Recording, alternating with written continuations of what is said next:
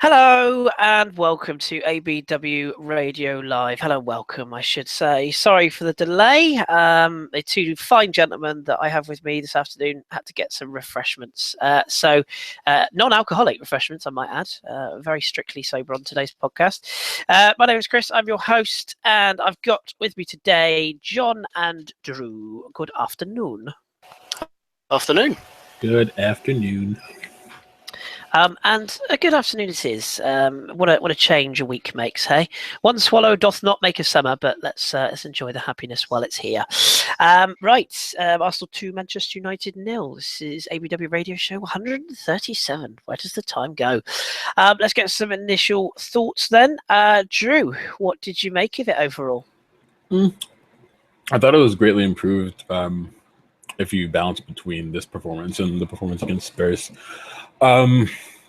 It wasn't perfect, especially I think earlier on you could see that maybe we were going to get kind of depart down our right-hand side again, but for whatever reason, United sort of strayed away from hitting us there, and I think that was where they sort of lost the match from there on out. I thought if you look at Ramsey's performance, Xhaka's performance, both of them were very good today. I think back to the middle was a drastic improvement over Olivier Giroud that we saw at White Hart Lane. I don't think Ozil was all that great again. Maybe he worked a little bit hard, but I think we can still expect more from him. I thought Holding again came in and had a good performance, and I think it's justified now that I think for the rest of the season you have to play him if we're going to go with three at the back. Again, simple on the whole, we were much better. But as you say, it's what we do from here on out that matters most. If we take this result and then go and muck it up against Saints away or Stoke away the weekend after that, it doesn't matter. So it's about, I think, building confidence in three at the back if we're going to continue to use it for the rest of the season. And I just think now it's just about getting points now. You and I spoke before we started recording that some of the teams of those might have some tricky fixtures, of course. So again, it's just about points. I think if we win the match in hand, and I think if we can get maybe 7 points out of our next 9 possible, then I think we're actually in pretty good shape, potentially to maybe squeak top 4, despite the odds we were giving us maybe a couple weeks ago. So again, an improvement, but it's what goes on from here on out that matters to me. Absolutely. We'll come on to the top 4 later on, because I still believe, nobody will listen to me, but I still believe. John, as we said at the start of the show, no, it doesn't change the whole season. It doesn't mean that suddenly we're going to win every competition we're in. We're still in a very poor position overall. It's still been a tough season, but it's one of the highlights today, isn't it? It's always nice to put one over that Portuguese twat. Yeah, it's one of the few highlights of the season. Like, this honestly will probably keep me going to the cup final now, because he looked pretty miserable at the end of it, and the kind of the desperation you saw of chucking on what's the little Jesse Fireguard speedy kid called? Not him, no, the one who's actually good at football. Rashford. Marcus, the new next world superstar Rashford. Yeah. Putting him on, when they've got the Europa League semi next week, I don't think he ever wanted to play him today, and that was kind of desperation. So, yeah, that was nice to see. I thought the team, first half was kind of 50-50, both teams. Second half, we looked really comfortable. We got a bit of luck, obviously, with the first goal, and then we just took advantage of it, seized on it, actually put some pressure on the team for once, when they were a little bit wobbly for the 5-10 minutes after you concede. Got the second. And my favourite bit of the game was the 5-10 minutes after we got the second goal, where we didn't do anything stupid. We didn't push forward, just kept possession at the back and just made Man United just chase the ball around. Just did nothing stupid, just really sensible. And it was nice to see the players actually have a bit of common sense, just keep the ball for 5-10 minutes, this is fine. And then we'll reassess our shape. And if we need to go forwards again, we can. And if not, we can just leave it like this. So, yeah, much better performance. I was questioning a little bit the line-up at the start. Mainly Gibbs, because I didn't think he had a great game left wing back, but I suppose there wasn't too many options, because if you move Monreal out of that back three, then you have to put Gabriel back in, who didn't have a great game previously. So yeah, I think everything was about as good as it can get. Disappointing performances from one or two players, but overall I thought the team played really well, and a few players in particular, I thought Ox and Ramsey were really, really good today. which is nice, especially Ramsey, because I'm a big fan of his and he gets a lot of stick and has done this season fairly, because he hasn't performed great. But I thought you saw a lot more of what you can do today. Yeah, well said, and we will come on to individuals in a tick for sure. Drew, lineup wise, you mentioned sort of kicking off at the start there that we saw Rob Holding come back into the side today. We also saw the return of Danny Welbeck up front. Welbeck in particular had sort of a quiet first half, but grew into the game, I thought, second. And Rob Holding, for me, is already within 6 to 8 months a better defender than Gabriel has been for 18 months. And it's just personal opinion, but I think Holding is a player that we've got to stick with now, haven't we? And that lineup today was, I thought it was decent. It was a good balance. Your thoughts on that overall when it was announced? I think there's no reason to stray away from Holding now. I think one of the bigger issues, I think, at some bigger clubs in England is that either they try to force too much on a young player or they don't give the young player enough time. And I think now that he seemed to grow in confidence, I think he performed well against United. He played well against City. I think we missed him against Spurs. So, if he's done well against two of our biggest rivals, at least rivals in terms of European places, I think you have to stick with him. I think that's how a player's confidence will go from strength to strength if they keep putting performances like this. And there's just no reason to drop him at this point. I think he showed that he can handle it, so he should stay. Particularly in the fact that you have, throughout the match, Ox was rampaging forward as you want to see from him, but because of that, and also Ramsey as well got forward as much as he could. There was a large amount of space left in behind on our right hand flank. But if you look at where the vast majority of Holding's time in the pitch was spent actually covering behind Ox, and it shows that he's responsible defensively enough to notice when there is a weakness that's potentially there, and he wants to try to cover it. And I like that as a player. I think we struggled with Gabriel there in that regard because I don't think he did enough of it.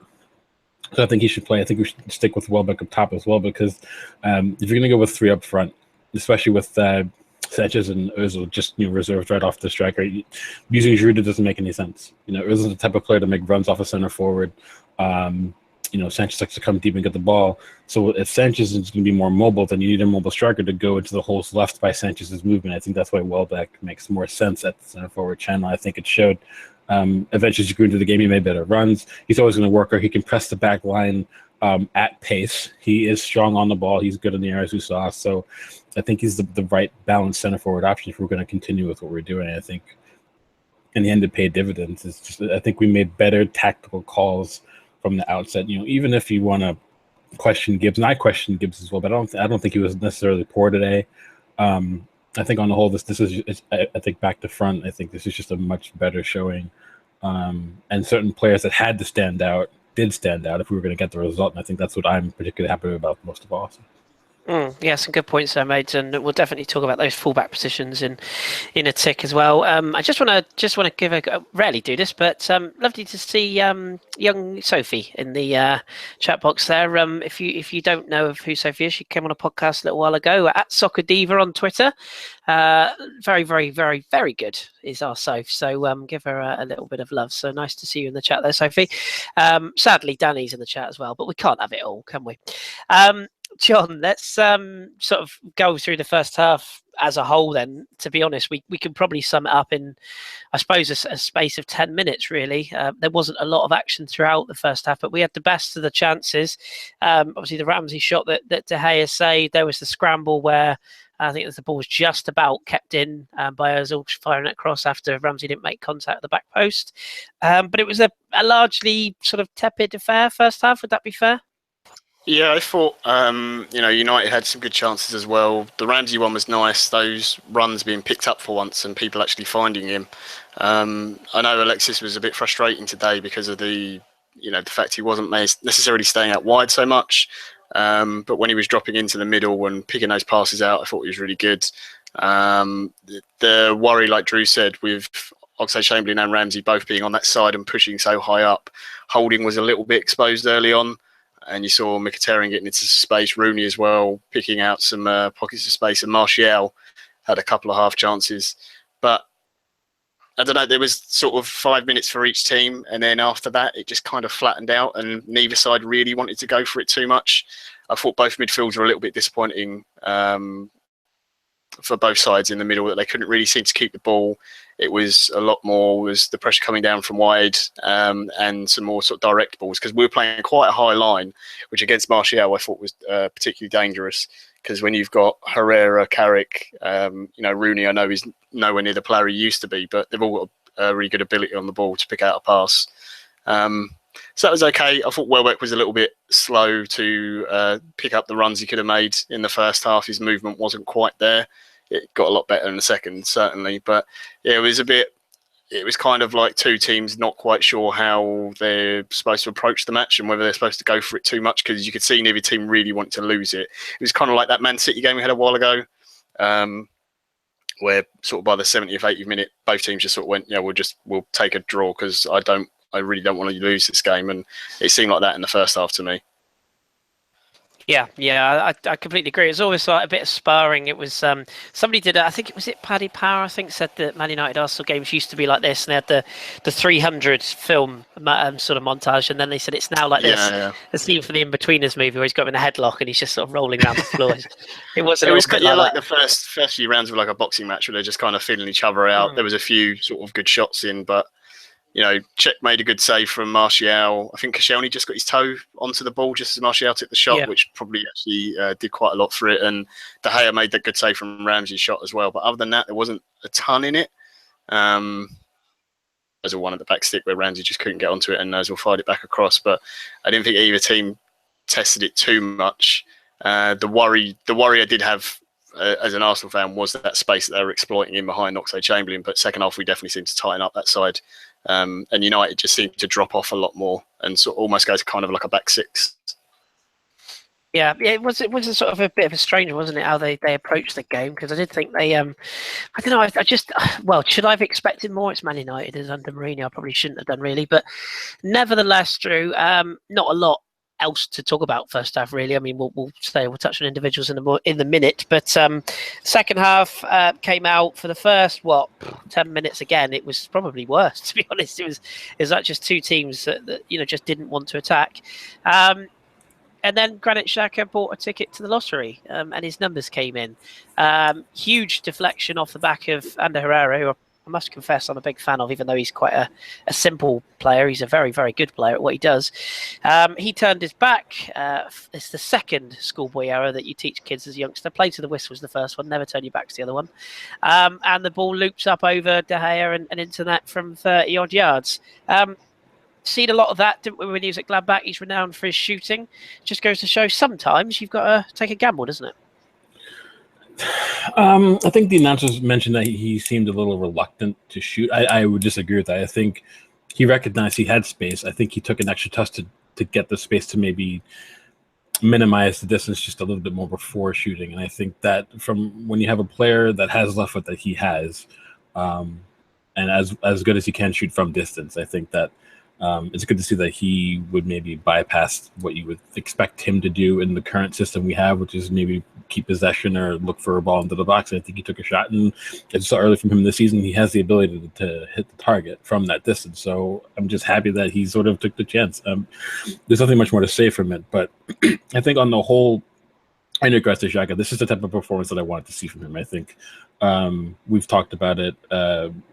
I wrote about it in midweek, and we talked about it after the Spurs result, that if you're going to play a system like this, you have to be a little bit more direct and sometimes to bypass the midfield. And I think when you saw from him today, he is so good at picking out those long balls, those 30, 40, sometimes even 50-yard balls that are just like perfectly into the run of the player. If you see a bit more from him, then he's going to build his confidence as well. He has to be more comfortable in the role he's playing. And I think, as you saw his confidence build over the match, I think that's why he took the shot, because I think he was instead of just going with the party line, if you will, he was confident in his abilities again, and that's why I think he took the shot. Because when he came to us early on in the season, he was confident, and you saw him taking those shots. You saw him making the types of passes you saw from him today. And I think if he sticks to what he's good at, and we allow him or afford him the ability to really highlight the things that he is great at, then you're just going to see better performances from him. And I think this is the kind of what you want to see from him week in, week out, just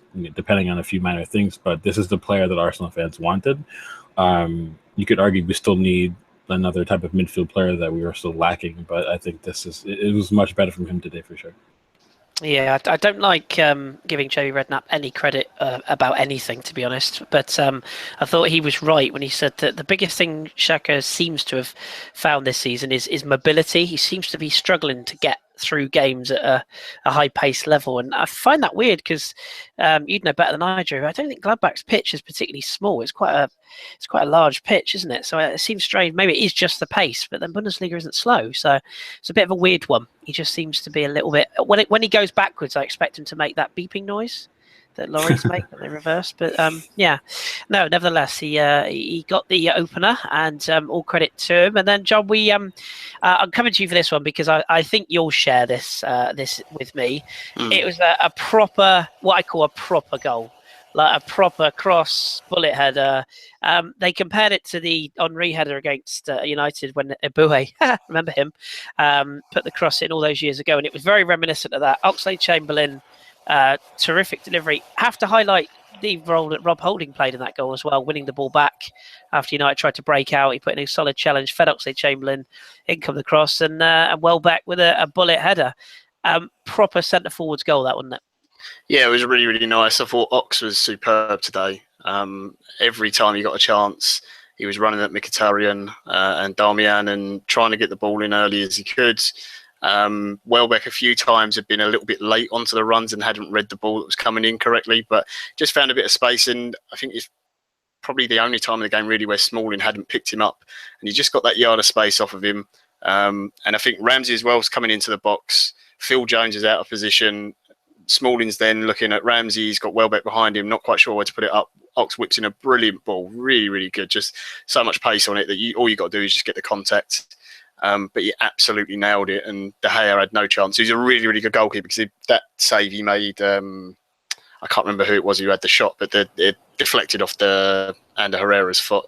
That might have been Ramsey, actually, where he got his hand to that. Was brilliant. So, yeah, really, really good. Really pleased for Welbeck as well because he's such a frustrating player because physically he's got all the attributes you want, especially as a striker now. You know, he's got the pace, he's strong, he's good in the air, he can run all day, he'll hassle. But his finishing at times and his reading of the game isn't quite there. And for someone with his ability or some of the things you do see him do, he doesn't score enough goals. So he's had a really tough couple of seasons since he's come to Arsenal with all those injuries. So just building that confidence up. And he seems to love scoring against United. You know, he really, really celebrated that, which is nice. You don't often see that, players from ex-teams actually celebrating the goal, but he had no worries celebrating that. He was very happy with it. So I was really pleased with that. And the fact that we got the bit of luck with the first goal from Xhaka with the deflection, but we went at them again because we could see they were rattled, and we actually took advantage of that, which is something we haven't done in games. You think back to Everton and Man City where we'd gone a goal up and then sat back and just let them come on to us and then ended up losing the game. We didn't do that today. We went and applied the pressure, got the second goal, and they went, right, now we can reassess sort of the match. So there seemed to be, from the sideline, Arsene was a lot more vocal today, I actually noticed, which is something you don't normally see. I could hear him shouting instructions and telling players to play inside. Lanzini! Yeah, sorry, Jason's just putting it. Lanzini! You could hear him being more vocal. You could see the players were a lot more aggressive with the way they were talking to each other on the pitch today. Sanchez was really frustrating today, and there was a couple of times where we berated players where he shouldn't have, but it was nice to actually see players dig each other out on the pitch and say, no, you've got to come this extra couple of yards this way, move to the left, shuffle back 5, those kind of things. So that was really, really nice today. And they didn't take any stick either. Like I thought Ox was so good down the right-hand side. You saw him absolutely, I think Mkhitaryan beat him once and he was like, no, I'm not having that again. Put him on his arse. Maybe Ox could have been booked during the game for a couple of his fouls, but he, they just didn't take any stick. And I thought Welbeck as well, second half in particular, he was a lot better leading the line. His movement was a lot better, and he was trying to drag the defence about, getting in between two centre-backs who haven't played together for a long time as well. You saw that a lot in the first half, Aaron Ramsey making those runs, and they really weren't sure whether to track him or not or where to go. Yeah, as you say, second half, he definitely became much more of a focal point and did a very, very good job. Couple of quick highlights before we talk about some individual performances. If you nip along to my timeline now, last retweet from @MJ_Boh, BOH _. All I'm going to say is a Henry Hoover and a line of cocaine. That's all I'm going to say. Just go and look at it. It's brilliant. Not that we ever would encourage people to have drugs on this show, ever. Moving swiftly onwards before we get taken off the air. The other two highlights came from the Arsenal bench. I don't know if either of you two saw this. The passing of Maltesers by the ground staff. Oh, yeah. That's a particular highlight that Gary Neville picked up on. Love that one. Very naughty. And speaking of the ground staff, also a picture I retweeted. I don't know who it is, but one of the groundskeepers when Mourinho got up and was audibly moaning, and he's just sat there with this little grin, this shit-eating grin on his face, just going, brilliant. It's a quality picture, it really is. So, yeah, two highlights there. Right, let's get back to the game then and talk about some individual performances. We'll start with the positives because that's what I like to do. Drew, Aaron Ramsey's taken a lot of stick this season, rightly so, in my opinion, for large amounts. But when credit is worthwhile given, it has to be given. I thought he was very good today, very, very good. There's still some decision making where you look at it and you go, but I think that's the same with any of the players in this squad. But overall, his performance, there was more appetite. It seemed to be more sort of box to boxness. That's not even a word, but you know what I mean. And his overall sort of hunger for getting on the end of passes and putting a tackle in and tracking his man as well. I thought it was very, very good today. So what did you think of his performance overall? I think it was more reminiscent of the Ramsey we saw in the seasons that we all like to refer back to as the player that we all hoped he developed into consistently. I think Lee Dixon mentioned it on my commentary that when you take more of the creative responsibilities away from Ramsey and just let him track back when he can and make those late runs into the box that you almost got that goal early on in the first half.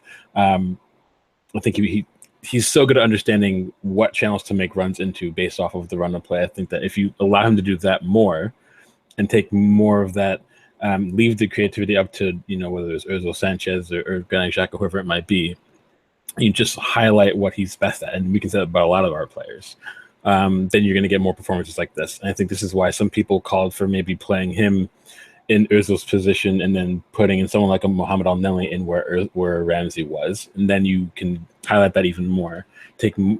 Just remove the creativity from him, because I think when Ramsey struggles when he tries to do too much, especially when he's on the ball, and I think that's when you see those passes. He gives the ball away. He tries to beat 2-3 men. He gives the ball away. I think if you limit those opportunities and then highlight the ones that I mentioned before about him making runs, getting looks at goal, drawing runners away, making space for others, when he does that very, very well. I think if you use him in that regard, then I think you're going to see more of this from him. It's just a matter of him finding consistency as well. And we can say that about a lot of our players, but I thought he was much better, especially comparatively to what we saw at White Hart Lane. I think, as you say, I think that's a very good point. I know a lot of people have said in the chat box there, they didn't think he was that great first half. I did think he was. I did think he was very, very sort of steady first half, and second half, I say, definitely got better. And I think sometimes that I know sometimes we get accused of this on this show, but I think sometimes people are just so used to players doing certain things that they almost look for them to do those things. And I think you have to balance that out. And yeah, some players make mistakes, and some players make the same mistakes again and again, but when they do good things, you have to highlight them, and I thought he was very good today. Speaking of good, John, I don't know if you'll agree with me here, but we'll give it a go. I thought that was Laurent Koscielny's best game for weeks, months, maybe even. I thought he really led by example today. There was the one awkward moment when Rob Holding sort of played him into trouble, and as you say, he got a toe on it, which was, to be fair to me, reacted pretty quickly, given the fact I don't think he expected the ball to come back that way. But overall, as I say, he knew when to foul, if you know what I mean by that. He took players out when he needed to. He was commanding in the air, good on the deck, passing range was decent, and as you said with us, and I noticed Laurent Koscielny was very vocal today as well, and very organised, particularly with a youngster like Holding alongside him. So that's the player that we know we've got in Koscielny, and I did think he was very good today. Your thoughts? Yeah, that's what we've been missing from him for the last couple of games, to be honest. I think because it's partly down to the whole team, to be honest, not performing. then people will zero in on a particular player, and Koscielny has got some stick, rightly so, but today was much better. He was a lot stronger on the ball. He was up against Martial, who was really, really quick. He kept with him all the time, was trying to force him wide, making any rash challenges, which sometimes he can do, those last-ditch challenges. And the fouls that he did commit that were intentional, when he was making them on the halfway line, just brilliant. Absolutely, it's exactly what you wanted to see. When obviously, as I grew up watching Arsenal, it was Tony Adams and players like that. And when I went on to play Sunday League and got slower and slower and went and played centre back, if I was running back from a corner or something, when I tried to be a hero and score a header, guess what? I never scored. On my way back, I'd make sure as they're breaking to make a foul, and it's on the halfway line. You can sort of plead with the ref as you're running off. Oh, it's fine. You don't need to book me. I'm not normally up here. I don't know what I'm doing. I'm getting a nosebleed. And he just did the right things today. Stopping things at the right time. He was trying to help out Holding when he could. I think having, experienced player in Monreal next to him as well really does help him. And just the whole shape of the team now with Xhaka sitting in front of those three and just giving a little bit more extra protection, because when we were playing 4-2-3-1, the two centre mids didn't really sit. Both of them went forward and they were so exposed, and they always had people running onto them now. So I think it just makes them a little bit more comfortable. But yeah, it's a much improved performance, and he needs to do that more regularly now, because he is, I don't see when Per's going to get back into the team. Definitely not this season, and I'm surprised if he play at all next year, to be honest, maybe in a couple of cup games. So he's the senior man in the back line now, and he should be leading all these young players. And he's a really good example for someone like Rob Holding, because, when we got Koscielny, people weren't keen on him at all, to be honest. It did look like it was another one of these, Arsenal's gone and got a cheap French centre-back and it's not going to work out. But he's turned into a very, very good player that a lot of big clubs would want to get hold of. Yes, yeah, absolutely, and we are going to have to keep hold of him this summer, because Marseille are going to offer us quite a lot of money for him, if you believe the rumours, and I've certainly heard words to those effects. So I think he's ingrained in Arsenal now. I think he's very much a centre half who knows he's at the right club for him, and I would hope he would stay, but let's hope he doesn't go anywhere.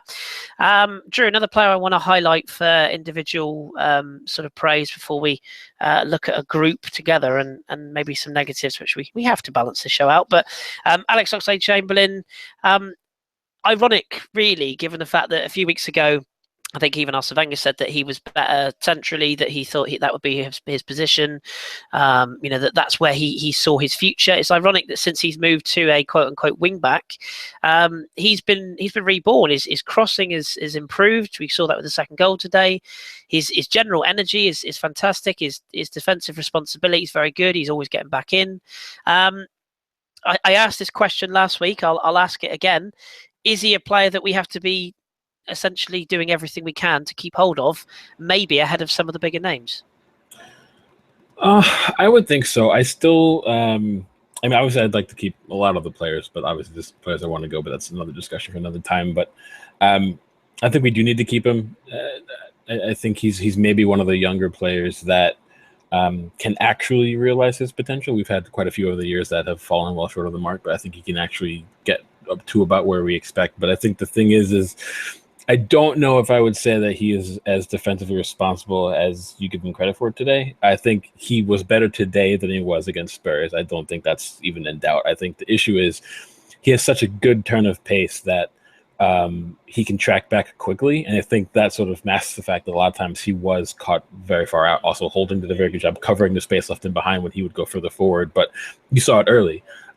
United attacked down our right-hand side quite a few times. Actually, they overloaded our right-hand side early on in the match because I think they recognized Ox as a potential weakness given his performance against Spurs, that he would be tasked with going up and trying to provide service from wider areas. And I think that if United continued to attack there, I don't think Ox would have been as effective as he was later on in the match. I think he would have been a bit more winded, given a bit more questions asked by United, and I think they would have had to cause him to not venture forward as much. So I think in that regard, I think United allowed him to have a bit more freedom in going forward by not continuously hitting what is potentially one of the weaknesses pre-match. But on the whole, I'm happy he performed a bit better, obviously, but I just think that as he grows as a player, as he continues to develop, he has to understand the balance between when you go forward and when you sit back, when you maybe play a ball from deeper instead of running with the ball. I think that's why Monreal is so good on the left.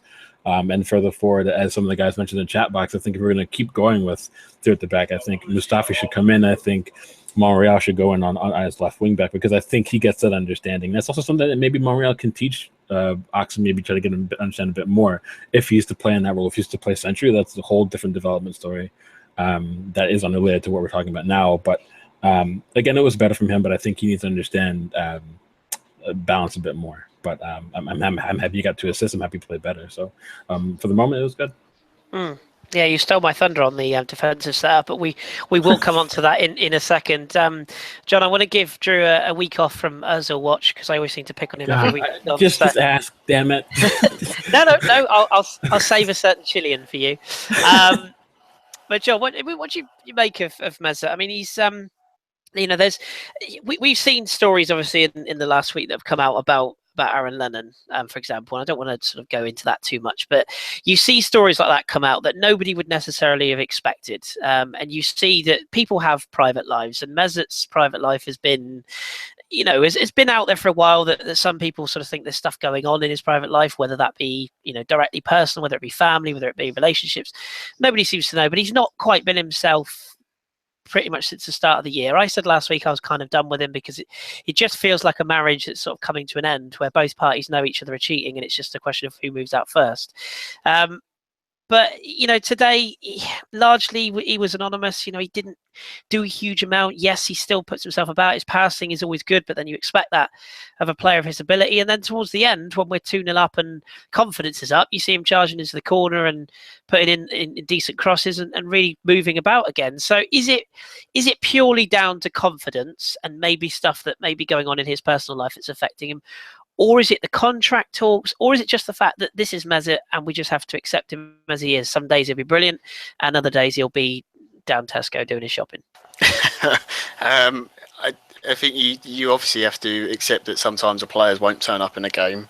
That happens. They'll have ups and downs, things that go on in their personal life. Everyone in the chat and everyone watching will know that whatever job you do, if you're having troubles away from work, it will affect your work performance. So that's obvious. I think the issue at the moment is more, you saw he improved as the team's confidence went up when we were 2-0 up, and that does tend to happen with him. There's then more space because you're against the team who are trying to push it forward a little bit and trying to get something out of the game, and they're kind of half defeated anyway, so it makes it easier for him. But I think the system doesn't really suit him. The fact it's sort of labelled as 3-4-3, it's we don't really play that. The wing backs do actually do their jobs and keep the width and get the balls in, but those sort of 2 wide men of the striker, they have to provide width at times, but then sort of come in as inside forwards, and that's not really what Mesut Ozil is. Sanchez can do it, but today I don't think he particularly did, but obviously you get onto that in a minute. But Ozil wants to be in the middle and affecting play, and what you saw today was a lot of the time he was coming back and he was almost a centre midfielder, and Ramsey was the sort of running on and taking up the inside forward position, if you like, that Ozil should be, in the team at least is listed as playing as. So I think it has a lot to do with the shape. I don't know what his future is for the club. The issue I've got with him is, if you're going to keep him, then you have to build the entire team around him. There's no 2 ways about it, because, there's games where you might go and play, okay, not this season because we've been very poor, but traditionally there is games where you would go and play West Brom or Palace or, all these teams that we've done badly against this season. But normally those games, Ozil's going to be fine. He'll do stuff. He'll get assists. He'll get goals, that kind of thing. But in the big games, he doesn't turn up. And I think you're only going to get those performances out of him in those big matches if the rest of the team is built around him and he has players that are constantly moving, understand his game. He's got to have someone in midfield who can get him the ball. Xhaka is capable of doing that, but then you obviously have to have the right player next to Xhaka, and it's very difficult to get the best out of him without putting every single thing around him in place. Whereas I think there's other players in the team that are more flexible, and I think Ozil's biggest problem is maybe that not that the Premier League is a better league than say La Liga or Bundesliga or anything like that, because I don't think it is, but it's a different type of league where you won't get as much time on the ball and you don't get quite as much space, and that makes it much more difficult for him, for that type of player. And if you look around the leagues now, there really aren't that many sort of pure specialist number 10s anymore. They're just not. They don't really exist. You can't really afford to have them in the team. So either he needs to adapt his game slightly, which I think since he's come to Premier League, he has tried to. You've seen he's got a lot. He's got bigger and tried to get a bit more physical, which I think he has improved on. Or you have to set the entire team around him. So I think it really depends on what happens in the summer with the rest of the squad. But yeah, again, he wasn't superb today, but neat and tidy in passing. But you do always want more from him, especially in the big games where it's going to matter more. Yeah, I agree with a lot of that. I think if you look back to like some of his best seasons, where particularly when he was at Real Madrid, I mean, the hair was different. So obviously we need to get that back. But it's playing with a player like Angel Di Maria, I think, as well, was really crucial to how good he was then. And even lesser players, Nuri Sahin was there then. I think Kaká was still around at that time. Madrid used the bombing on fullbacks. Marcelo definitely down one side, and trying to think of the other one was Contrao, I suppose, would have been the other side at that point.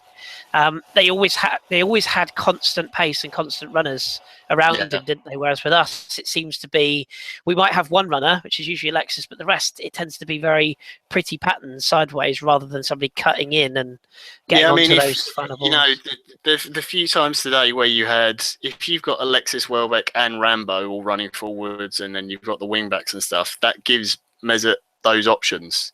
You pick him out and he's got 5-6 players. Most people will look and go, "Oh, that's the pass to make," and we've completely missed with the best one, which is the one he makes, to someone else. But today it was too few runners around him.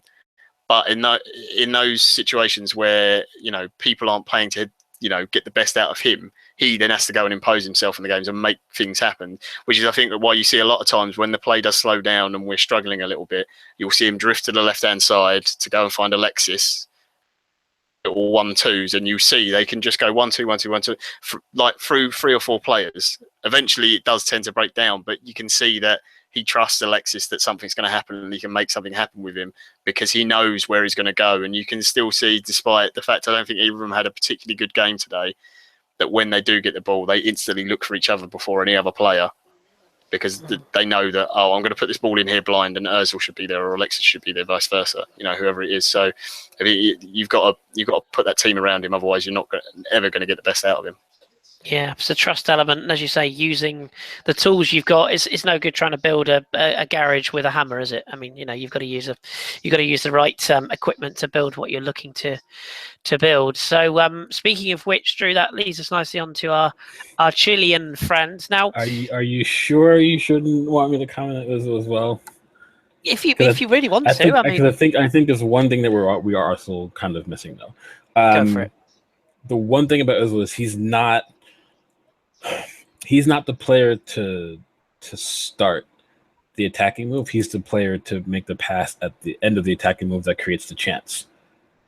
And I think when you see the best of him, and everyone highlights how he plays for Germany and how it's so much better than how he plays for Arsenal, there's a particular reason for that. It's not just because Germany, even though they're a possession-based team, they do understand space, movement, interchangeability. They understand all that. But the problem is Ozil isn't the one to start to move there. Toni Kroos is. And then when you see Ozil when he's at Real Madrid, he didn't start to move. Xabi Alonso did. And then when you had Mesut Ozil at Werder Bremen, was it Torsten Frings started the moves there, I think it was. So I think that's the difference. And right now, we had that with Santi Cazorla. And then when Cazorla is now out, he would always start the move from further back. And then Ozil would get the ball, he would look up. And then by the time he got the ball, he would have to make just the one pass. And then it was incisive. And then that was it. But when he has time to dawdle on the ball, and when he's the one that has to start the move, I think that's when he struggles. And that's the issue with that, as we say, that traditional static central number 10.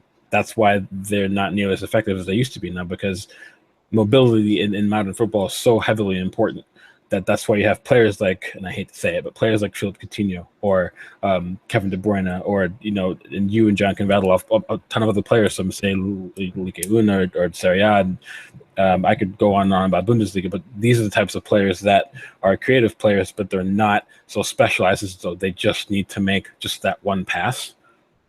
It just doesn't work anymore, and especially Ozil won't especially work in this system. I think it's also something I touched on in the piece I just wrote, is that if you would put Alex Iwobi in for Ozil for today, and John just brought it up, that's a position where that player needs to understand movement. He needs to be mobile. He needs to run to the channels. He needs to also go wide if he can. Ozil can do this. Someone like Alex Iwobi can. Even someone like Aaron Ramsey could have done that. And I just don't think that. I mean, I absolutely love Mesut Ozil, and as I've been saying for a while, I've been following Mesut Ozil since he was coming through at Schalke. But he had that awful hair. Which I know is pot kettle black for me sat here. John's thinking it. Look at that face. absolutely abhorrent. But the thing is that as much as I do love him, he's such a specialized player now, and football has gone away from that. And I just think that as much as I love him, I do think that we have to stray away from using him and sell him. And that's a question that people have been asking for the last couple of weeks. Should we sell this? Should we keep him? Whatever have you. But I just don't think he suits what we're trying to do anymore. And I mean, if moving on to just quickly before you Sanchez, very very quickly before you do, I do wonder how different Mesut Ozil's Arsenal career would have been if we had have signed Sami Khedira when we had the chance. Just wonder how different. I'm not saying anything. Let's go on. Let's move on because I'm gonna start ranting again. So it's fine. Alexis Sanchez. Then let's talk about him now. I've got an interesting. Well, I say interesting. I've got a view on this that I don't think everyone's going to agree with me. John will back me up on this, and I'm sure you will, Drew, as well. I think the ABW family are growing very frustrated with Alexis, and I know Jason said a few times, and I think our Steve has said a few times that they're sick of him giving the ball away and his tantrums and everything. Now, don't get me wrong, the tantrums are it is a little bit showpiece. I think Jason said a number of times, he knows when the camera's on him. He's a clever guy. The one thing I would say is that however frustrating he's been, and today he was marked out of the game by Axel Foley, for fuck's sake. I mean, that says it all. But he's still a player that, for me, if we're going to take the step back up, because let's make no mistake, we are a step down on last season wherever we finish. If we're going to make the step back up into genuine league contention, genuine Champions League contention, we have to do everything we can to keep Alexis, and we have to play to his strengths. And much like Mesut Ozil, if we're going to have a player like Alexis, you sign him knowing what you're going to get. He's going to be petulant, he's going to be stroppy, and he's going to give up possession. The one thing that I would say though is, we have to try and keep this player. I know he's frustrating, but I just wonder what your sort of thoughts were overall today. Because, as I say, he does divide opinion, but he is the one, arguably one and a half, if you include us, or two players in our squad that are genuinely world class, that would command a fee and that would be wanted by everybody else if we were to sell him. Do you agree with that, or are you still in the camp of I've had enough kind of situation? Just be me or John. For you first, I'll ask John in a second afterwards. I think we've said this for a while now, that we struggle with getting the best out of all our players. It doesn't matter who they are. It doesn't matter if it's Alexis Sanchez. It doesn't matter if it's Matthew Debuchy. The issue, and if you look at it today, I agree with Dom. I don't think Sanchez is all that good at all. I think he moves off the ball well. I think that's all well and good. He'll work hard in certain areas. I think that's all well and good. But I think the issue for me is that look how deep he would come for the ball. A lion's share of his time spent on the pitch was near the midfield circle.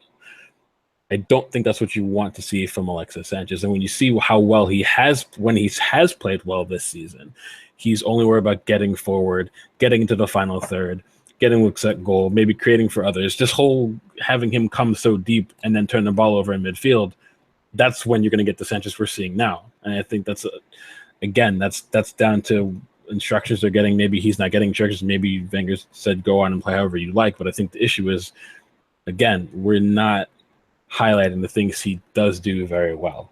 And I think when that happens, as with a lot of our players, you don't get the end product that you're looking for. And I think a lot of people have commented on the fact that Sanchez just doesn't seem like he's a team player. I think that's one of the issues he had at Barcelona. To be completely honest with you, I think he wants to do what he wants to do, and I think that's why he succeeds for Chile, because Chile play a strict system that is meant for Sanchez doing what he wants to do. And I think they get the best of him in that regard, and I think it can be supported by the fact that Chile works very hard as a team.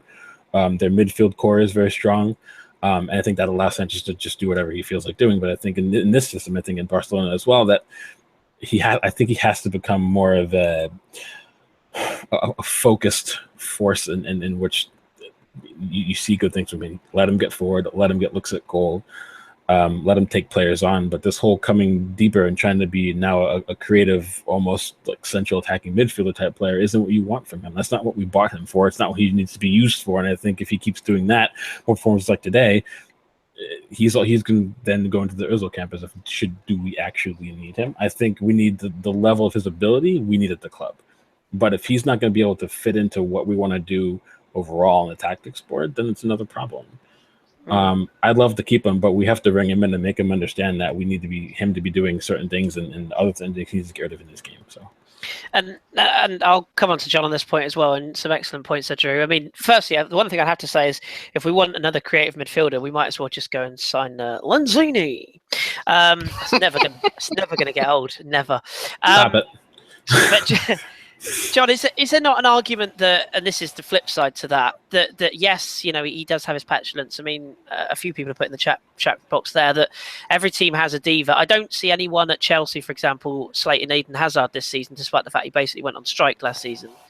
He threw a diva strop. He's now their best player. Zlatan Ibrahimovic, Messi, Ronaldo. Ronaldo basically has a team created for his need. However good a footballer he is, the team is built. Could basically hold around him. Simple. Oh, absolutely. Yeah. But is there? And he won the Euros as his first stint as manager, obviously, as well, Portugal. Yeah. All right. Rein it in. But is there an argument that maybe what Alexis Sanchez is doing in this team is that he's looking around at some of the players who we've got in our squad and thinking, right, well, you're not good, you're not as good as me, you're not good enough, you're not good enough.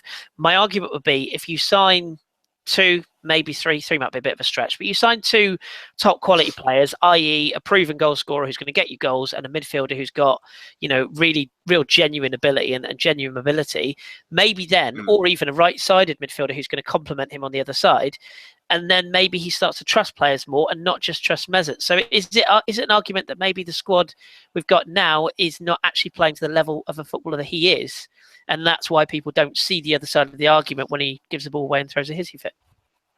I think the criticism of him is fair, but the thing I would point out is that when we were on our good run of form earlier in the season, he was one of our best players, and because the team was functioning, he wasn't dropping back deep to come and get the ball. He wasn't getting in other players' positions and taking their space and causing the structure of the team to collapse a little bit. As the team has got progressively worse, obviously not today, but he's wanted to affect the game, and that's what big players do. If the team's not playing well, these big players in teams, when you say Ronaldo at Madrid and Messi at Barca, and he's not their level. They're ridiculous. They're not even human. The fucking things they do, but they go and get the ball and they make stuff happen. And Alexis is trying to do exactly the same thing. The issue is that he's giving the ball away because he is that type of player, because he is a flair player who takes risks. And the deeper and deeper you get to come and get the ball and give it away, the more dangers you're going to cause your own team, because giving it away on your opponent's 18-yard box is fine. That happens. That's not a problem. But doing it on your halfway line, when you're behind your own midfield and you're just 2 centre-backs there, that causes real issues. So I think, as frustrating as he is, this team would be nowhere without him. I mean, if he wasn't in the squad for the last 3 years, I've got no idea where this club would be, because honestly, the amount of goals and stuff he's got. And don't forget, he's got 20 goals this season, I think. Yeah, short memory. Yeah, it's not like he's been awful all season. I do think his performances have dipped, but I think that's been a general trend in the team. But if you're not going to get him the ball, he's the type of player who wants to come and get it. We accuse Ozil sometimes of hiding in games and only going to get the ball when it's easy and not sort of showing for it in the difficult matches. Alexis never hides. No. You might make a mistake, He might cock up and give the ball away or get frustrated and berate a teammate, that kind of thing. But he will never hide and he will keep on trying. So I think you have to take the good with the bad.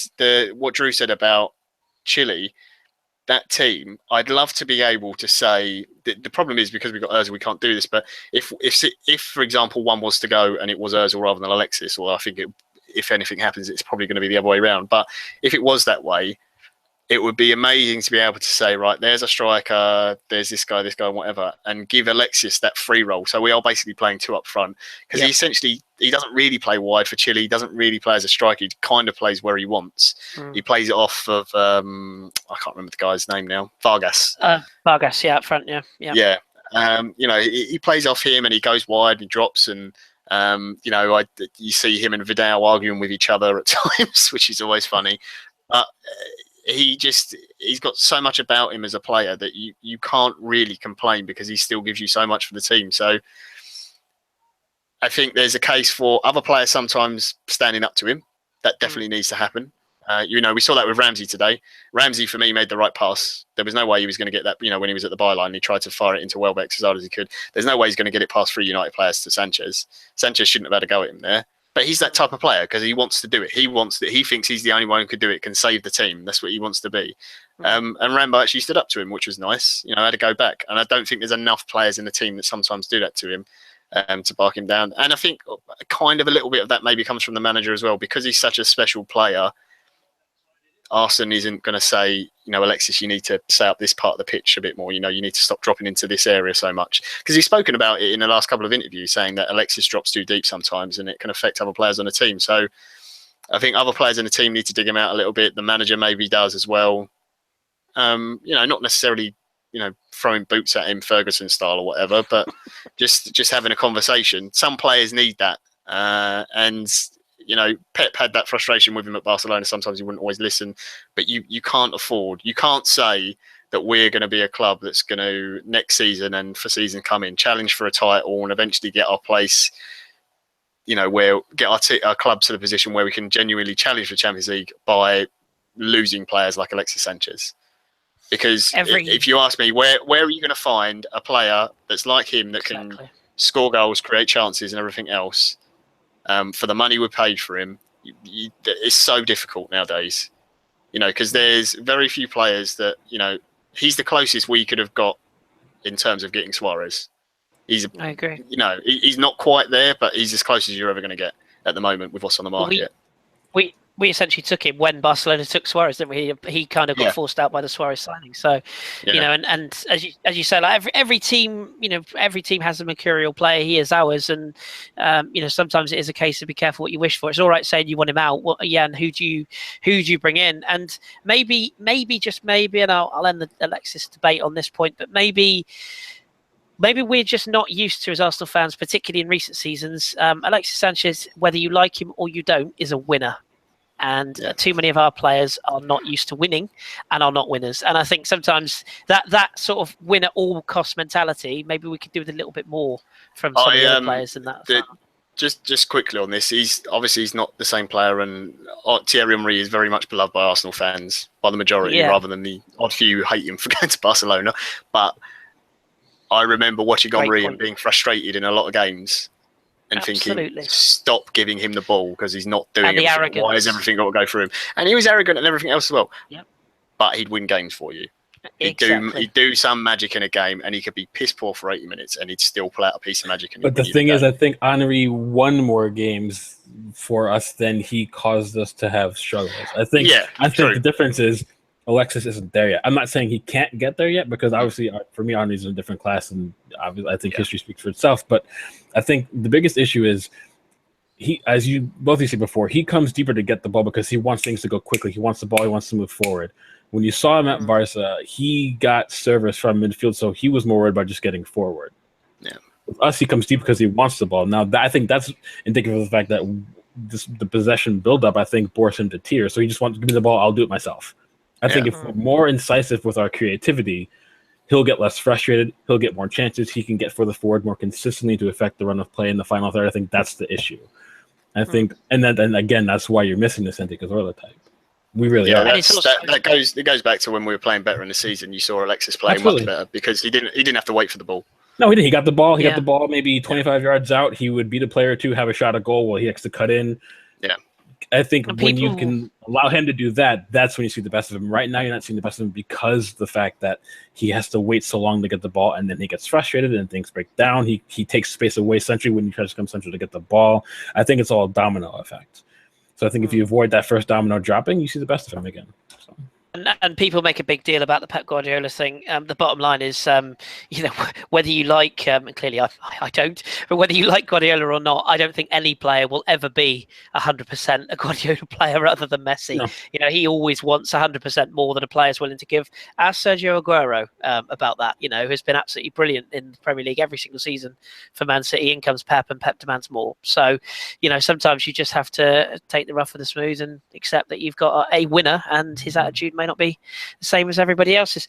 I want to leave the Alexis debate there for a minute because there's one other thing I want to touch on before we look at the top four and take some questions as well. This back three thing, it would appear now that it's not just an experiment. It does appear that that's what we're going to be running with for the time being. We sort of briefly touched on it earlier on. I think when Mustafi is fit, there's a big debate about who you would play. Now, for me, I don't know if you guys would agree, but for me, on current form right now, I would be playing Mustafi, Holding, and Koscielny as your main three. 100%. And I think Nacho Monreal is far better a left wing back than Gibbs is. And Oxlade-Chamberlain's been doing a very good job on the other side. And Hector Bellerin just needs to put his feet up and get that surgery that he needs doing and have a rest because that kid is shot right now. So, any arguments from either of you two that would be the five you'd pick? No, that would be mine. That was the only thing I questioned today, and I think the reason he went with Gibbs and put Nacho in the back is because he didn't want to play Gabriel and he didn't have another option. So. Yeah, I'd play those three. I really like Holding at the back, especially because his distribution he's very comfortable on the ball, and he's got some really like some of his diagonal passes that he does are really, really impressive. And in a back three, it's so important. You look at Chelsea. I know David Luiz gets mocked a bit, but his passing is ridiculous sometimes. You have to have one player in that back three to be able to really deliver those really cutting balls, especially to the wing backs, because they're the ones who are really going to stretch the team, because you just want them to be on the sideline just getting chalk on the boots the whole game to stretch the opposition.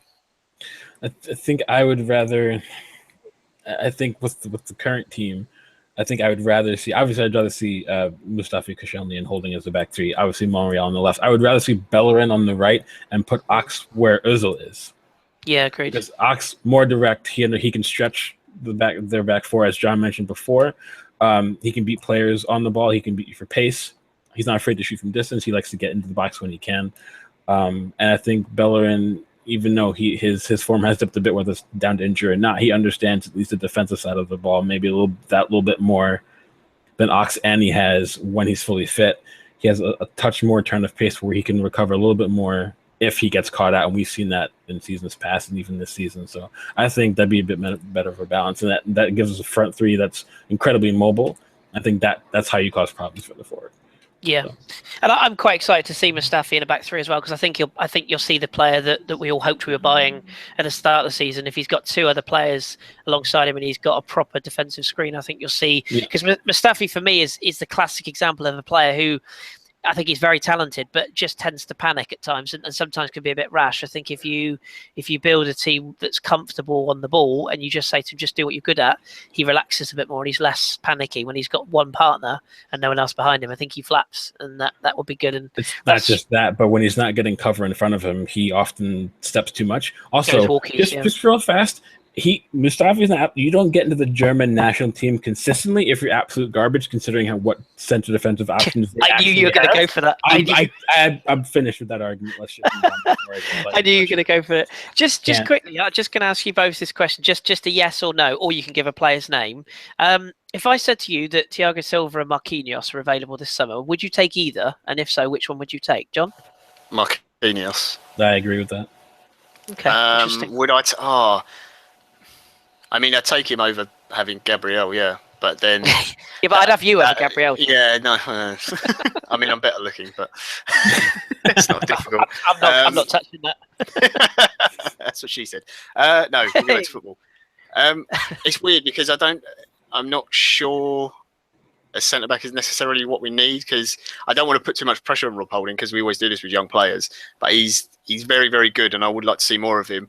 And we've also, a lot of people forget about Callum Chambers, who's by all accounts had a really, really good season for Borough. I know they're struggling, but he's got a lot of experience in defending there, because it's basically all they can do. And everyone's been raving about him, so we've got some decent options. And Mertesacker has got another year. Like I said, I don't think he'll play a lot. I think at most he's going to get, some. He'll be the Arteta deal, isn't it? Basically, Carling Cup or whatever it's called. Whoever it is sponsoring now, the League Cup games. With some of the young kids, maybe he comes in there. So if we stick with a back three, then there's an argument for buying someone if you move Gabriel out. If we're going to go back to a back four, I don't think you need to buy anyone, because you've got. You've got two experienced centre backs. You've got two very promising young centre backs who can learn, and you can always keep Gabriel for a season if you really need. And potentially Kolasinac being added, as Aidan puts in the chat. Left full back, you've got. Don't really bank on it yet. No, I agree. You've got the option of Nacho as well, who's shown that he can play centre half if you need. So I don't think defence is necessarily one of our key areas to worry about in terms of the transfer market. Interesting. I think both players are likely to be available this summer, so I just thought I'd chuck that one into the mixer. But agreed. Okay, before we take some questions to round off, I just want to quickly talk about the top four. John, myself and Jace are the only two deluded mongs left in this group. That we've been, I think Jace has been saying it as long as I have, that I said, I think it was after the was it before or after the I think it's before the Man City game, we were having this terrible run and everybody was cutting themselves in dark rooms and rocking back and forth, and I sat here with my book of delusion and went, no, it'll be fine, it'll all be fine. I still think we'll make the top four. I still do, and it's not so much the reason I have faith in Arsenal. It's I don't have faith in Liverpool, Man City, or Man United, to be honest. And we've got these games in hand now. Granted, the cliche goes, you always want the points on the board. But Southampton away in midweek, obviously Saints got a draw at Anfield today, which actually benefited us probably. Now, at home, they'll be required to come out more because, as John and Drew, you both know, we know a Saints fan, and all is not particularly rosy in the Saints garden at the moment. So I think they'll want a home performance. If we can go there and win, which I know is a big if, given recent performances up there, but if we can go there and win, we've then got Stoke away, which we know what we're going to get there. And I think we've got, is it Everton at home, and who's the other fixture? We've got Sunderland at home, and then Everton at home is the last game, or league game. So. There you go. So both home games I think are winnable, particularly Sunderland definitely, and Everton's season will probably be done by then. So it's two big away games. I mean, all of a sudden, I think they said it on Sky, we played two more games before Liverpool and Man United play again. We could be within a point of Liverpool and I think above United by then. So I mean, where do you both sit on top four? Is it still achievable, or do you think that as good as we were in patches today, it could all fall apart again on Wednesday? John, do you want to start us off on that? Mathematically, yes. Will we do it? Oh, it's the hope I don't want to get my hopes up. It's the hope that kills, and I almost just want to go, just give us whatever position and just jump to the FA Cup final, and and take this nice good feeling, take this nice good feeling into the cup final and the sort of the decent performance and everything, and try and get the win against Chelsea. I think maybe have United got to play Tottenham as well, haven't they? Yeah, they play them next weekend at the theatre. Yeah, so I think we could finish above United. City, I don't know. Who did they spank on it? Was it Palace? When it?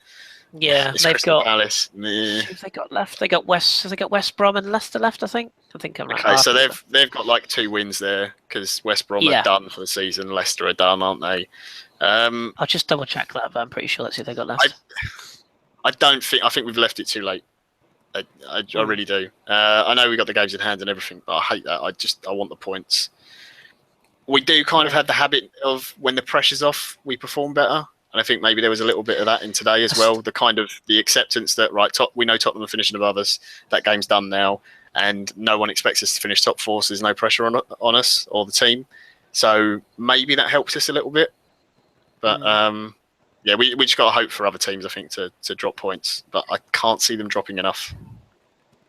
I think one of those. I think one of those 2 away games we'll end up with a draw in. The Southampton one more likely than the other, to be honest. So Drew, here's the lineup then. So you've got Man City. You've got Leicester at home next weekend. They play West Brom at home the following Tuesday, and they finish with Watford away. Who, if there was ever a team that were on the beach, it would be them. As for my page is just stuck now. As for Man United, they are at home to Spurs next weekend. Oh, the bloody page is frozen again. Okay, I'll come back to those fixtures. But yeah, I mean, based on that, I mean, you... Oh, here you go, it's refreshed. So they got Vigo, obviously, midweek. So off the back of that, depending on how they get on, they've got Spurs away next weekend. They finish with Southampton away. Sorry, they finish with Palace at home. And then Liverpool have got 2 games left away at West Ham, which would be an interesting one next Sunday, and then home to Middlesbrough, which you think will be a gimme. So based on those fixtures and what we've got left, where do you see us finishing, or what chances do you give us in the top 4? I think you and I spoke about this again before we started recording. I think the one we can catch is Liverpool. Simply because I genuinely think that West Ham will get a result, if not beat them. Sophie just mentioned before that West Ham turned up against Spurs. They actually outplayed Spurs. They played very, very well. And I think they have maybe something to prove later on in the season. They're in decent form. They haven't lost in their last 5.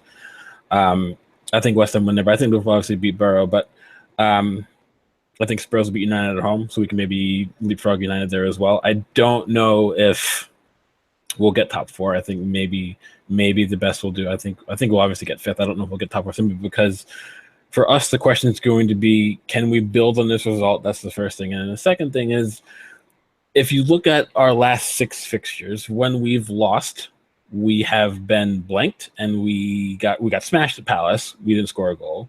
We got outplayed by Spurs, should have lost 6-0. Didn't score a goal. And the last 4 wins we've had, we have 3 clean sheets. For me, it just depends on how we play moving forward. Can we limit the amount of chances and goals we allow, and can we play well moving forward? I generally think destiny is more or less in our hands, because I think teams above us are going to drop points. United will drop points. I think Liverpool will drop points. I don't necessarily think City will, but I think City will end up 3rd. If you look at it, they have. I think they'll beat Leicester because they're at home, and Leicester absolute dog shit away from the King Power Stadium. I think they have 2 wins all year away from home, and then they have Watford, who I think they'll beat, and then they also have West Brom again at home. I think they'll win as well. They've only lost once at Etihad all season, so I think it's going to be a matter of can we catch Poole? I think that's the biggest question. But I don't know if we can. I think I'm with John. I think we did leave it a bit late. I think we'll end up 5th. But I just don't see us getting Champions League next season.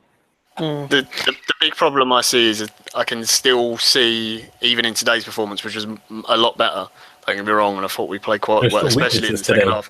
There's still weaknesses, and I still worry about the mentality of the team. Like the Rooney chance, if he looks up and squares that to Hoymata and they go 1-0 up, I can see our team completely collapse. Rather than fighting back, which I think is the one issue, because we are still giving up some chances. We're better than we have been, and today was, very good result and a good performance. But I still worry if we go into a game, particularly away, because our away form this season has been dreadful, and we've conceded so many goals away from home, that if we concede first, I don't see us, getting back into the game to win it.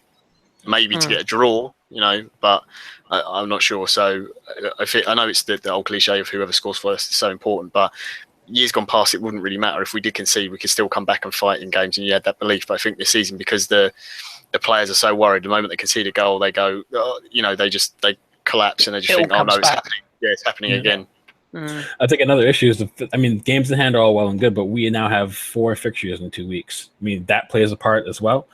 And also, not to say, I'm not trying to maybe be too negative, but we do struggle historically with Stoke away.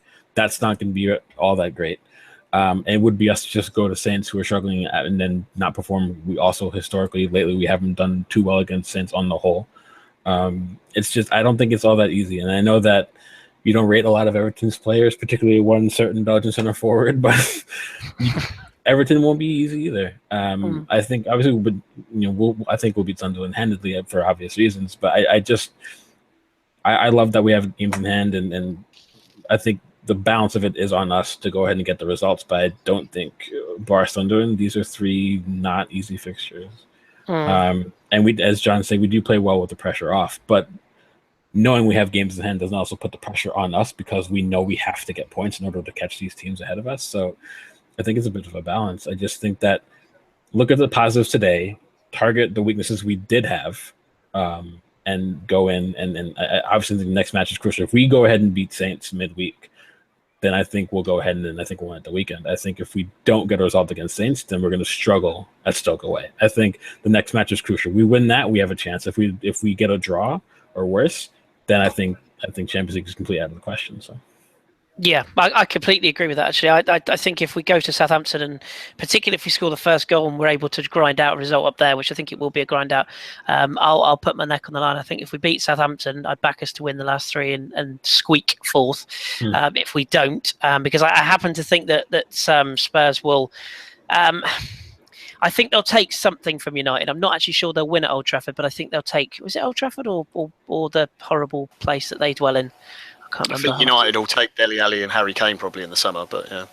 Yeah, which will be hilarious. It's at White Hart Lane after United play after the Europa game. That's why I think Spurs are going to go ahead, and I think Spurs are going comfortably, to be honest. So if it's a White Hart Lane, so yeah, I do think I think Spurs will probably win, particularly if United are in the final or indeed have been knocked out, but I think they'll probably make the final. But yeah, so I think United are the most realistic team to catch next, and then as you rightly say, Drew, I think City realistically should win those three games. I think Liverpool are the one we've got to look at now, and maybe that James Milner penalty might come back to haunt them. You just never know. That'd be great if it does. It would. All we can do is win the games we're offered and hope for the best. That's all we can do. And our fellow in the chat room there, or lady, or alien, I don't know, just said, are we going to invite Ross on after the Southampton match on Wednesday? I think we might have to do that. I'll have a little word with Mr. Bramble, see if he's free, see what his schedule is. But yeah, we may well get him back on for that one. Yeah, be nice to Ross though. Can't be mean to him. Yeah, can't be mean to him. He's too nice to be mean to him. So yeah, we'll see what we can do. Oh, Ross has a mean streak. Don't get him started though. Oh yeah, no, he can go. He can go full nuts if he needs to. Only about Coleman. That's very true. Yeah, very true. Yeah.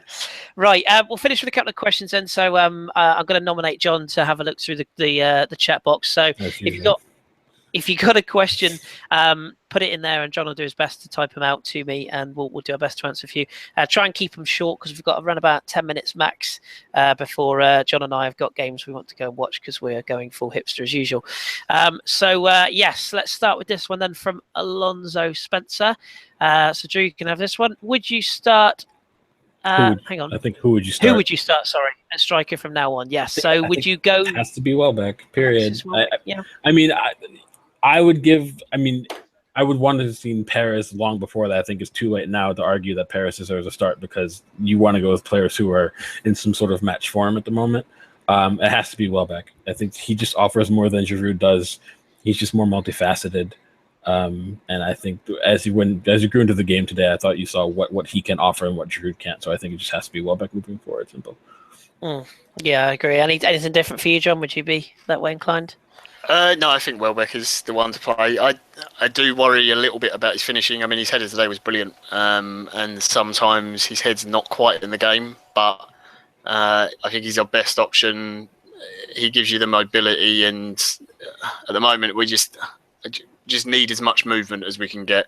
And I love Giroud and everything he's done for the club. I think he's great, but I think he's much better coming off the bench in certain games. And those last 10, 15 minutes, if you're struggling a little bit, you can stick him up front and try and get him to hold the ball up, that kind of thing.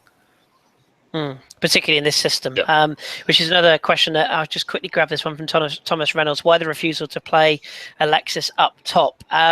I've heard, I think quite a few people have heard this, that he doesn't actually want to play up top. I think that's as John mentioned earlier on, for Chile, he plays more of a free role in behind, and I think he actually prefers coming in from wide areas. He certainly did at Barcelona. So whilst he can be good up top, I don't think he particularly wants to. And Aidan O'Doyle also asked the same. Alexis at striker, Iwobi and Ozil in behind. I think Iwobi, he's or Ozil instead. Yeah, I agree. Yeah. or Ox. I think Iwobi's season is done, other than a sub. I think Arsene Wenger wants to protect him because, the kid took a lot of stick, very unfairly, in my opinion. I think he's being taken out the firing line, much like Hector Bellerin. The one interesting one we haven't mentioned is, of course, Theo Walcott, which actually interesting. Just got a question there from lots of random letters. Walcott finished at Arsenal. I think the worst thing that Theo Walcott ever did was say that the players didn't want it enough at Crystal Palace, because we've not seen him any worse since then, have we? He got the one game at Leicester where he was largely, not really playing particularly well. He was largely played out of the game, but I think a comment like that would have got to Arsene Wenger. He doesn't like players speaking the truth, whether you like that or you don't. He doesn't like players coming out and speaking about, inner sanctum of the dressing room. And I have a feeling that Mr. Walcott might possibly be on his way. It'd be interesting. But what about this one? Which I've just lost, the one that John put here. You can have this one then, John. Sam Dewhurst. A question about next season. Will we win the Will we win the Europa League with all those trips to Azerbaijan cause us to get relegated from one extreme to the other? We could face the trip to FC Karabag or Lidl Rovers next season. John, let me change the question slightly. Would you put all your eggs in a basket and try and win that competition? It's still Europe at the end of the day. Or are you still in the box of, no, Thursdays are Spurs days, let's get out as soon as we can? No, because we obviously do another podcast where we cover European football, we have to watch both European Cup competitions. And actually, the Champions League group stage is really boring. Yeah. And it's just as boring as the Europa League group stage. The difference is there's just more games in the Europa League. Like, it's ridiculous the amount of games you play. When you actually get out of the group stage, you get to knockout round, the Europa League gets really good. And there's been arguably some better games in the Europa League this season than has Champions League. So I think you still go for it. You have to rotate. And it might be a case that if we end up in it, which I still think is more likely than Champions League, that maybe those players that you want to see gone might just get one more year just to bulk the squad out a little bit. Because, people, I know it's no different if you're playing Wednesday, Saturday to Thursday, Sunday, but if your Thursday trip is to, what's one of Astana, which is like Kazakhstan, you finish the game, it finishes at 10 p.m. or whatever, UK time, then you've got to fly back, and the distance travel and everything else, it does have effect on the players. So, I think you have to have a slightly bigger squad. That being said, you should still be quite comfortable getting through the group stages. So once you get past that, then you generally are left with, teams from Spain, France, Germany, Italy. The more recognised names. Ajax are obviously doing very well and look like they're in the final as well for this season. So it's a cup competition, so you should try and win it. I agree. Yes, it's not as glamorous as the Champions League, and the names aren't exciting. But for the away fans who travel a lot, I think some of them are quite excited at the prospect because it's new places to go they haven't been before. I don't travel away to games, and I barely travel to that many home games, to be honest. But it's got to be really boring going to Munich every year to watch us get absolutely hammered by Bayern. It must be pretty miserable. The flight might be shorter than going all the way to Kazakhstan, but you're going to go somewhere else and experience something different. And I think that's half the fun of travelling away with the team. You know what'll happen? We'll end up in the Europa League and we'll draw Linfield from Ireland, Celtic from Scotland, and bloody team from France. I mean, that's what'll happen. But yeah, no, I see your point. I mean, until we know whether we're in it or not, it's hard to know how we feel about it, isn't it? Really. So we've had so many years of mocking that lot down the road who are in it. It's hard to know what to take from it. John, if people want to listen to you and I talk about European football, where can they go? They can go to, I've got to remember our Twitter handle, @the_FH podcast. Seamless, fucking seamless, brilliant. You're sacked. That's you out the door. Yes, you can find us there. In fact, our chums Ross and Josh are recording a look back at the final day of the championship from yesterday, or from today, sorry, as we speak. So do check that out. Oscar Arias wants to know where will Mbappe land this summer. I shall take that one. Anywhere. Yeah, not us, sadly. Anywhere that will pay a lot of money to him and his agent, which is not Jorge Mendes, contrary to popular belief. No, I think I do genuinely believe that we are one of the options he would consider. My concern is that we will be outbid, and ultimately, even if the player quite fancies playing for us, which I'm led to believe may be the case. I'm not sure that his agent or the people that look after him, or indeed his boot manufacturers, will be too keen on missing out on the dollars of him signing for a larger club or a club with a higher status than us at the moment. So I have a horrible feeling that a certain Frenchman at Real Madrid might end up coming to Arsenal, and he might end up going there. Yes, if you're currently of a Venezuelan persuasion and have very large boobies, you might be getting on the Benzema train as we speak. John knows what I mean. But yes, I have a funny feeling that might be something we'll revisit. Here's one, John. You can have this one because I know you're a big fan. Tinchy Striker, that's a great name. Wojciech Szczesny, Peter Cech, or David Ospina, or a new goalkeeper in the summer? Bring back the Chez. I'm all about bringing back Szczesny. He's had a great 2 years. He's had a great 2 years in Rome. He's been one of the best goalkeepers this season in Serie A. I think he's got more clean sheets than any other goalkeeper, and Roma's defence isn't the best in the league, that's for sure. They do have good defenders, they just don't defend particularly well. So, I bring him back. If it means giving him first place, then straight away.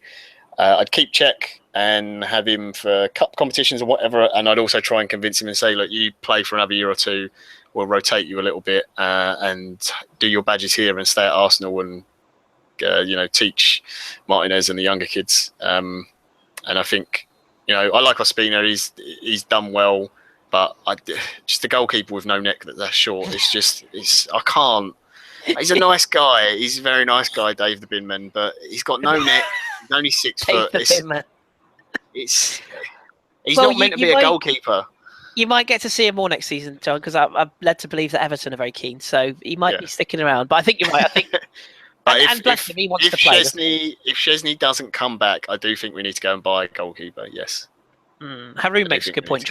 Jordan Pickford is an option. I think he's been doing very well in a very poor Sunderland. Yeah, you can go and strip that Sunderland team because, believe it or not, there are actually good players at Sunderland. They're just got a terrible manager and sort of culture up there. And I, for one, can't wait for the announcement of Lee Cattermole in our midfield. That will excite me beyond all means.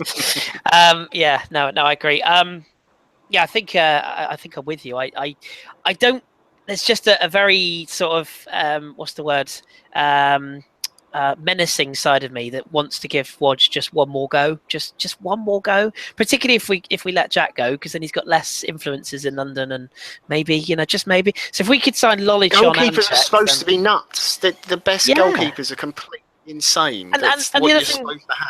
And the other thing as well is when Wodge was there, obviously we all know about the Morris dancer coaching him, and also Wodge was there when we had Almunia and some fairly average goalkeepers. Imagine if you've got Petr Cech keeping him on the straight and narrow, that could turn his career around, couldn't it? So, get Lolich on in as a coach, get rid of Jerry Payton, and give Wodge another go. Maybe the whole smoking in the dressing. I know people say, "Oh, it's disrespectful" and everything else. I couldn't give a monkey. Smoke all you want. He's a great goalkeeper. Get him in.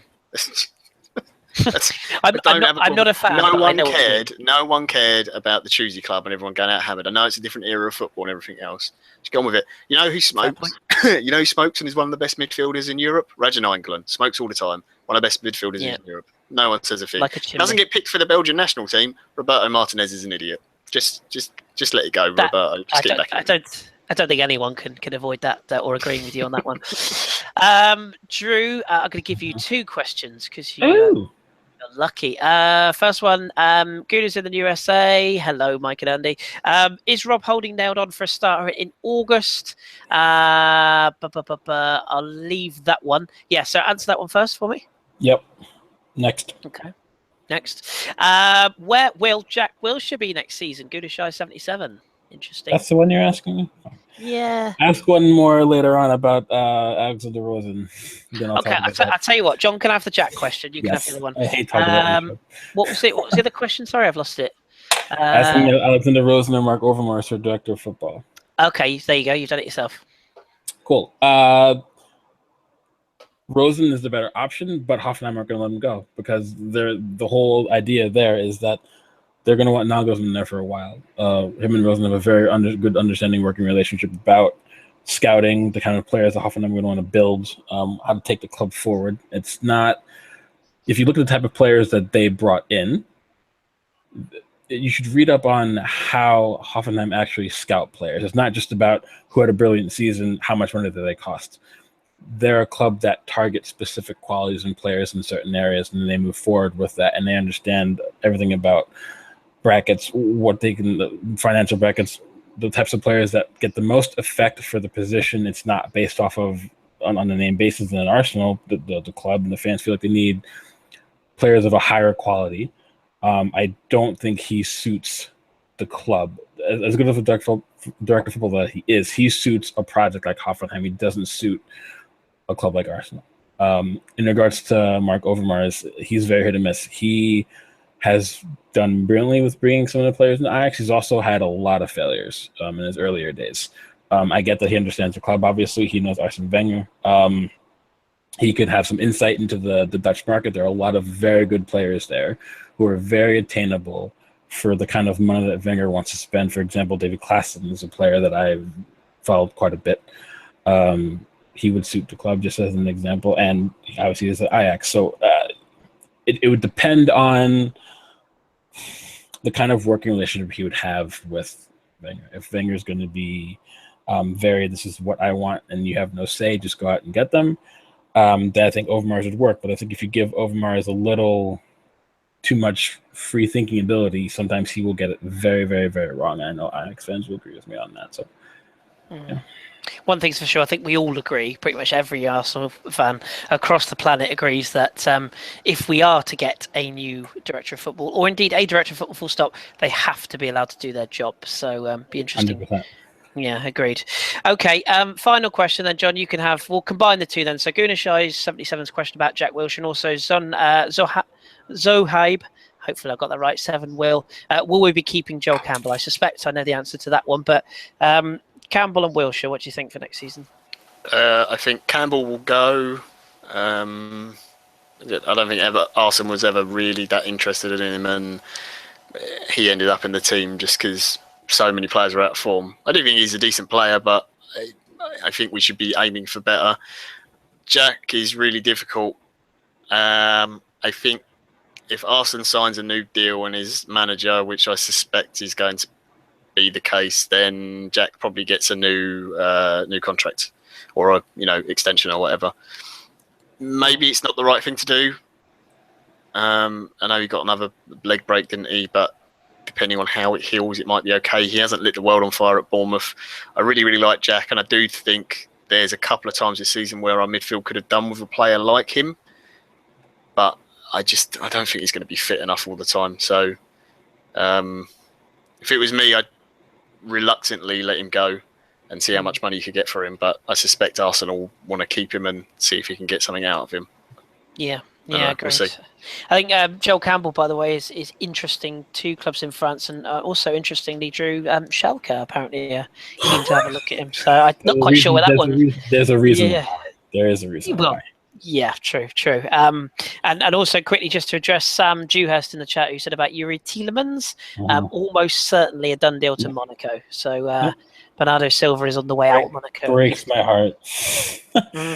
Yeah, and it will break my heart when Bernardo Silva ends up in Mourinho's camp. Trust me, but still, it's another story. Okay, I think we will leave it there. John, just very quickly, how do you respond to Dom's allegations of your poor beard performance today? Yeah, justified. I'm not going to hide. I'm not Mourinho. I will not blame Luke Shaw for everything that is going wrong. I've only got myself to blame, and I'm sorry that I've let Dom down yet again. It's not just Dom you've let down, John. You've let us all down, to be honest. And, most importantly, I've let myself down, which is the real issue. So, and that's unforgivable. The people who are listening to this and not watching live at least don't have to suffer my poor excuse for a beard. So that's very true. Yeah, many young children. Or your red hair. Oh, well, it's more pink now, but yeah, many young children's lives were put at risk for John's beard appearing live on TV today. So think about that when you're listening back to this, people. Anyway, right, we will draw a line there. Thank you very much to everyone in the chat. If you do like what we do, I know some of you love us, some of you hate us. all feedback is welcome. We love you all, genuinely, even people that fall out with me. It's all good. So if you like what we do, please feel free to leave us a thumbs up or a thumbs down in the thingy. You know how to do that. Leave us a comment if you like. For those who've been joining us in the chat today, thank you all very much. Sophie, I will message you at some point in the coming days and get you on here. We're also going to have Kyle back for the end of the season. I think Akib's going to come back for the end of the season as well. Obviously, we've got Southampton midweek, so we'll be back for that. Don't know who's on yet, so please don't ask because I don't know my mouse from my elbow at the moment. Also, there's a blog out, which I think, Drew, you wrote, didn't you? From what I can remember. Tell us what it's called and what it's about. I was basically highlighting the fact that if we're going to stay with 3 at the back, that we have to give ourselves a tactical chance of making it work by starting the right players and having the right approach, which we saw today seemed to improve, which was good because changes were made. So there you go. Splendid. So if you get along to at the Bergie Blogs, I think the Twitter handle is, where our wonderful taco smelling Canadian lovely man, Mr. OG, does a wonderful job. So have a read of Drew's work and feedback accordingly.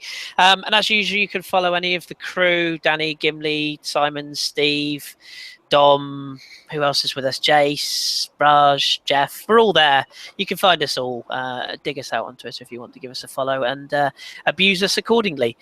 So thank you very much for everyone for tuning in. At least it's better than last week. We can smile again for another week.